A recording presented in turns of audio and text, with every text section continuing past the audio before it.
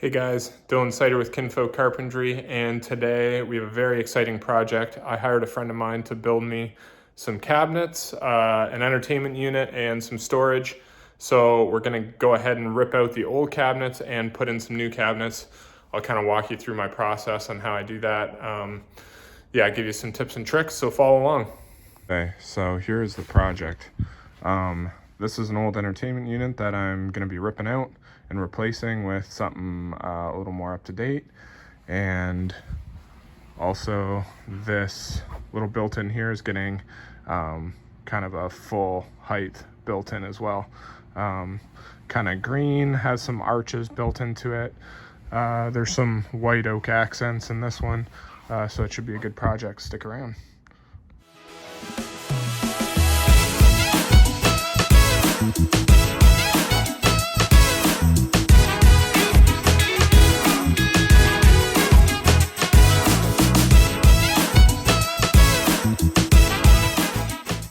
Everything is demoed. I'm getting the cabinets here in about an hour, so I'm working on these can lights. These were way too big and they would hit my cabinets, and so we thought we'd go with something a little slimmer, a little 4-inch can light. And after my bookcase is in, I can kind of adjust those left to right to make sure that they're centered in the opening of the bookcases, so they look good. And yeah, these are a 6, we're going down to a 4, so something a little more aesthetically pleasing. Over here is all ripped out as well.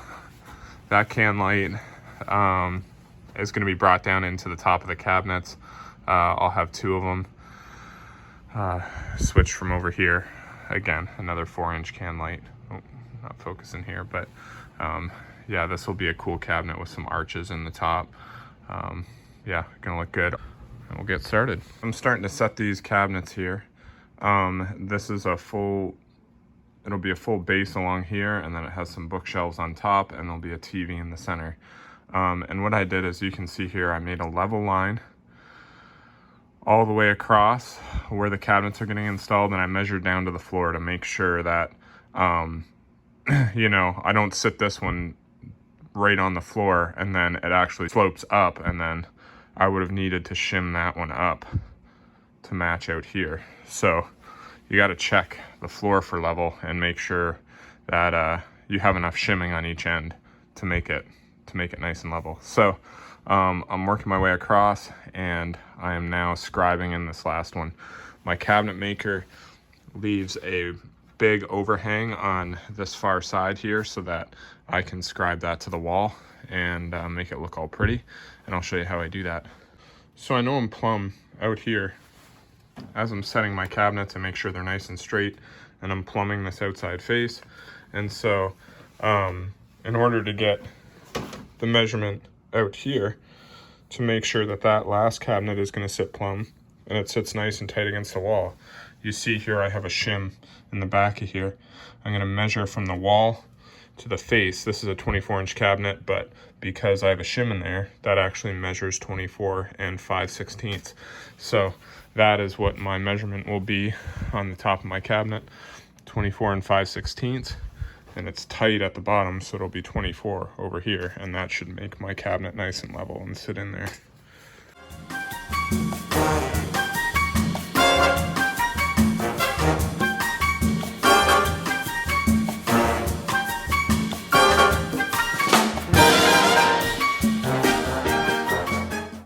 Alright, got all this bank installed, got this top installed by myself. I kind of forgot to film it, but that was a bear. It's 12 feet long and it's solid maple painted, so yeah, that was fun. Now I'm starting to set these uppers. There's going to be 2 arched bookshelves here, and then just kind of like a TV opening in the middle, which is right here. So working on cutting some plugs in, moving right along.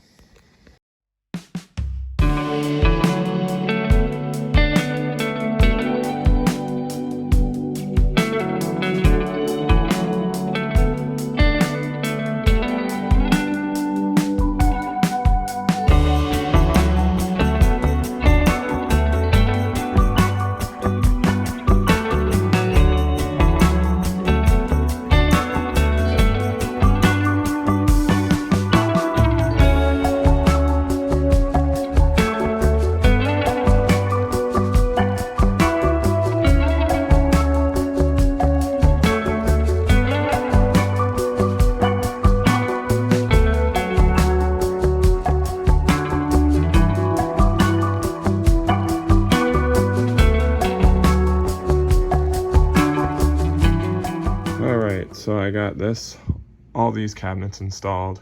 I've got to swap these outlets out for black outlets because they're going to be seen.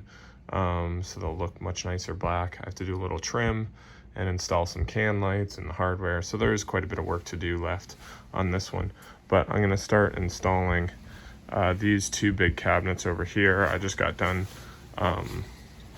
wiring up the can lights that go in here. I just kind of gutted the old can light. There is a box in there, so I kind of wired into the box and ran it into these two, so that each one of these will have a small 4-inch can light inside that you can just turn on so you can see what's in the cabinet. It'll be nice. So I'm going to start on these, and I'm going to show you my process for fitting in between two walls, which can be kind of tricky. All right, I got both sides marked. Straight line.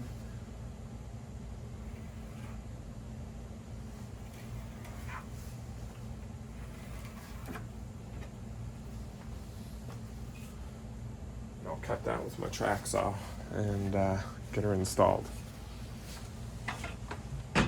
All right, so that is installed all nice and plumb, all the way down. It's tight to that wall. So then now I measure basically from up top here to the wall and down there to the wall, and that's about 3/16 different. That's how to plumb that wall. As you can tell here, you stick the level on, you can see it's a little out of plumb. So I mark those two measurements on here, take my track saw and just cut that on an angle, and that should just slide right in there. Perfect, because now that is level there. So yeah, it's going good.